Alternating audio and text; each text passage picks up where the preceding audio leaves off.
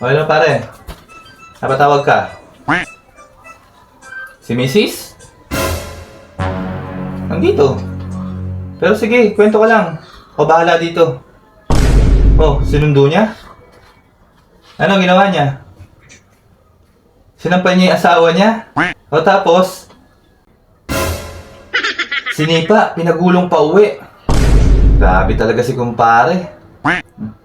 Di yan madadaan sa sigaw-sigaw lang. Astig talaga yan. Sige pre, mamaya punta ako dyan.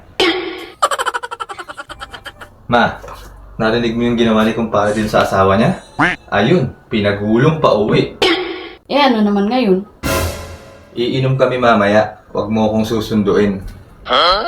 Hindi ka iinom, hindi ka lalabas ng bahay.